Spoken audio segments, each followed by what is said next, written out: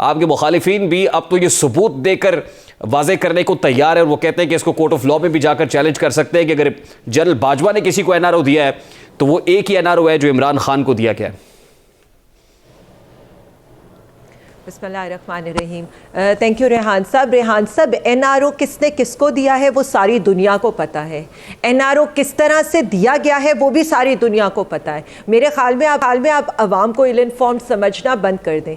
General Bajwa ने NRO जिनको दिया है ना, वो चोर लुटेरे इस वक्त मुल्क के ऊपर मुसल्लत हैं। अगर मैं याद करा दूँ इसकी मरियम नवाज़ की स्टेटमेंट, शाहिद खाकान की स्टेटमेंट, राना सनाउल्लाह की स्टेटमेंट, एहसन इकबाल की स्टेटमेंट कि कोई वोट ऑफ नो कॉन्फिडेंस तो इस्टेब्लिशमेंट के बगैर हो ही नहीं सकती। वो तो मतलब ये तो खुद कहते रहे। और उसके बाद क्या बिलावल जरदारी की कल की स्टेटमेंट से आपको कुछ अंदाज़ा नहीं हो रहा है, या आसिफ अली जरदारी की वो स्टेटमेंट जो उन्होंने पिछली बेनज़ीर साहिबा की बरसी पर कही थी कि जी हुकूमतें, हमें कहा गया कोई फार्मूला दे, हमने कहा पहले इमरान खान से छुटकारा तो दिलवाओ। तो आलिया हमजा साहिबा, वैसे इसमें तो कोई दो राय नहीं है कि मुल्क में आज तक वोट ऑफ नो कॉन्फिडेंस अगर कोई कामयाब हुई है तो वो आपके खिलाफ हुई है, और उस वक्त हुई है जब एस्टैब्लिशमेंट ने कहा कि वो न्यूट्रल हो गई।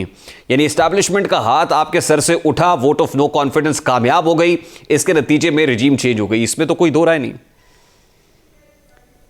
जी बिल्कुल, इसमें भी कोई दो राय नहीं है कि बाजवा और हक्कानी लीक्स भी आ गई हैं। इसमें भी कोई राय नहीं है कि बाजवा साहब ने अपनी पीआर कैंपेन जो है वो हुसैन हक्कानी के से चलवाई थी अमेरिका के अंदर। और हुसैन हक्कानी को ये रिस्पॉन्सिबिलिटी किसने दी थी? जो अमेरिका को सिर्फ एक सेकंड, पाकिस्तान तहरीक इंसाफ के इफ्तिखार दुरानी साहब का इसमें क्या रोल था, ये भी बता दीजिए। मैं एक सेकंड, मैं वही बताने लगी हूँ। ये वही थे कि हुकूमत में तो हम थे लेकिन प्रिजन वैन्स पहुंच गई थी। ये वही थे जो हुकूमत में तो हम थे लेकिन अदालतें खुल गई थी। ये वही थे जिन्होंने ECL में हमारे नाम डलवा दिए थे जबकि हुकूमत में तो हम थे। ये वही थे कि हुकूमत में तो हम थे लेकिन साइफर का मुखातिब वही बाजवा साहब थे कि जिनको कहा गया था कि मुल्क के मुंतखब वजीर आजम को हटाना है। और ये वही लोग थे कि हुकूमत तो हमारी थी लेकिन हमारे अगेंस्ट ही लॉबिंग करने के लिए बाजवा साहब हक्कानी साहब को हायर कर रहे थे। ये मेरी रिपोर्ट्स तो नहीं है, ये बाजवा हक्कानी लीक सारी कहानी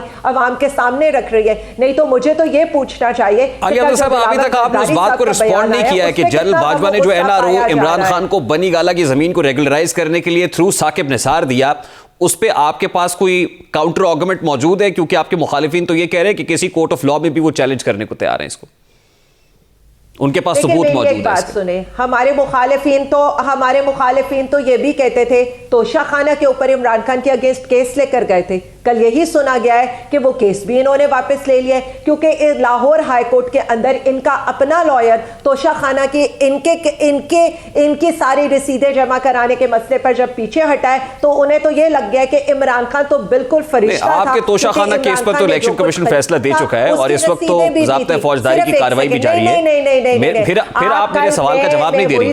वो एनआरओ जो इमरान खान साहब को बनी गाला की जमीन रेगुलराइज कराने में थ्रू साकिब निसार दिया गया है, उस पे आपके पास कोई काउंटर आर्गुमेंट है? एक बात सुन लें, इन्होंने देखें, मैं यही बताना चाह रही हूँ, 25 से ज्यादा केसेस ये इमरान खान साहब पे कर चुके हैं।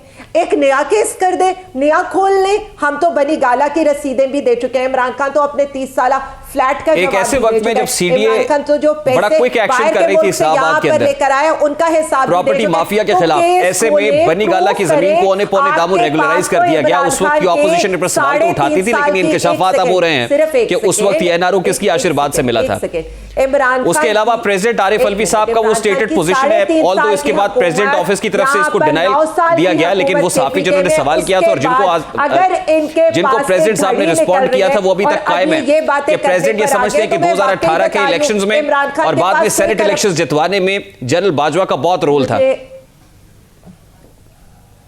देखिए मेरी एक बात सुन ले, आरिफ अलवी साहब अपनी स्टेटमेंट से पीछे हट चुके हैं। मैं जो बात करना चाहती थी मैं यही करना चाहती थी। ये रविश में कोई नई तो नहीं है कि प्रेसिडेंट आरिफ अलवी को स्टेटमेंट देते हैं, उसके बाद आपकी पार्टी की सेंट्रल लीडरशिप की तरफ से एक तनकीद होती है और उसके बाद उस स्टेटमेंट को वापस ले लिया जाता है। के ऊपर खान साहब बैठे हुए थे, अगर उसके बाद भी इनको घड़ी घड़ी ये चीजें मिल रही है ना, तो मैं सिर्फ इतना बताऊंगी, जिन्हें ये कोर्ट ऑफ लॉ में तो चैलेंज नहीं कर सकते, सिर्फ मीडिया आकर खेल सकते हैं, अवाम का जो डिस्ट्रैक्ट कर सकते हैं अटेंशन, कि आज रोटी 25 रुपए की होगी, नान 35 रुपए का हो गया, बट वेलकम टू पुराना पाकिस्तान। आज गैस की लोड शेडिंग के साथ बिजली की लोड शेडिंग हो चुकी है, वेलकम टू पुराना पाकिस्तान। लेकिन इनके दिमाग के ऊपर इमरान खान सवार है। ना बाजवा साहब ने कोई NRO 2 दिया था।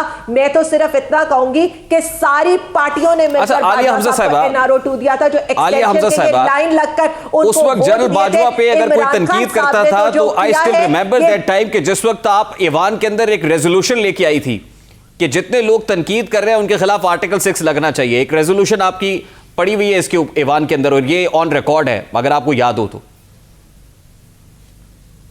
मैं अभी भी यही कहती हूँ, आपको शायद आज फिर बाजवा साहब पे इतनी तनकीद क्यों कर रहे हैं? बार एक ही बात करते हैं। ये पॉलिसी बदल क्यों गई? चलिए Pakistan, let's forget about Pakistan Tehreek Insaf for a moment, लेकिन आलिया हमजा साहिबा की ये पॉलिसी क्यों तब्दील हो गई कि उस वक्त तो आप पार्लियामान के अंदर इस मामले को उठाती थी, आज आप खुलकर तनकीद करती है बाजवा साहब के ऊपर।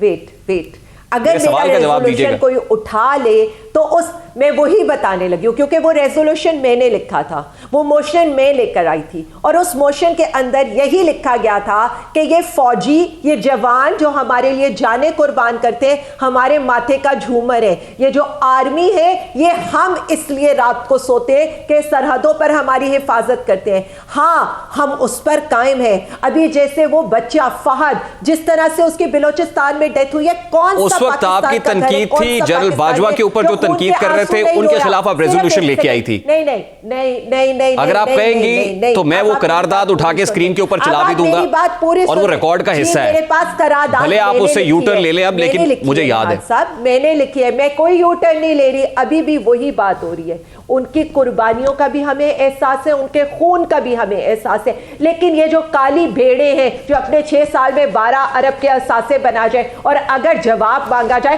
तो FIR के लोगों को बाहर निकाल दिया जाए कि तुम हो कौन ये डेटा देने वाले। हमें अभी भी उन लोगों पर एतराज है जिन लोगों ने आजम सवाती साहब के साथ नाजेबा हरकतें की हैं और जिस तरह से आलिया हमजा साहिबा और उनकी निजी वीडियोस उनकी फैमिली को भिजवाई गई। हमें आज भी उन लोगों पर एतराज है जिन्होंने डॉक्टर शहबाज गिल के साथ ज्यादती की है। हमें आज भी उन लोगों पे एतराज है। आलिया हमजा साहिबा, मेरा ख्याल आपके माइक में कोई प्रॉब्लम है, माइक को प्लीज आप लगाएं। मैं उतनी देर मेरा ख्याल आप मुझे सुन पा रही हैं तो मेरे सवाल को रिस्पॉन्ड कीजिएगा। आप माइक को फिक्स करती हैं तो मैं आपसे सवाल कर लेता हूं कि आपके लोगों ने आज भी स्पीकर साहब को टाइम दिया और फिर वो नहीं गए, ये क्या वजह है? आपके अपने लोग नेशनल असेंबली से भी इस्तीफा नहीं देना चाहते हैं? देखिए, मैं जो पहले बात कर रही थी, मुझे वो कंप्लीट प्लीज कर लेने दीजिएगा। मुझे नहीं पता था कि माइक का प्रॉब्लम हो गया। मैं सिर्फ ये बात करना चाहती थी, हमें एतराज उन काली भेड़ों के ऊपर है जो उस इदारे के वकार को खराब करें। हमें एतराज उन लोगों पर है उस वक्त आपकी ऑपोजिशन को भी आप पर यही एतराज था, लूट लिया 6 सालों के अंदर। मगर आप वो एतराज मानने को तैयार नहीं थे। आप ये कहते थे इन पे आर्टिकल 6 लगना चाहिए। निजी वीडियोस को उनकी फैमिली तक पहुंचाते हैं, हमें उन पर एतराज है जिन्होंने डॉक्टर शहबाज गिल के साथ क्या किया। कारोबार को नया नहीं आलिया हमजा साहिबा के ऊपर एतराज है, उन सहूलतकारों के ऊपर एतराज है जो खान साहब के कातलाना हमले में सहूलतकार रहे थे। मैं बार बार ये कह रही हूँ ना, खान साहब पे आप करप्शन तो जो साबित कर रही। मैं I have to take a very quick short break. Let's take a very quick short break और ब्रेक के बाद वापस आएंगे, गुफ्तगू को कंटिन्यू करेंगे। हमारे साथ रहिए।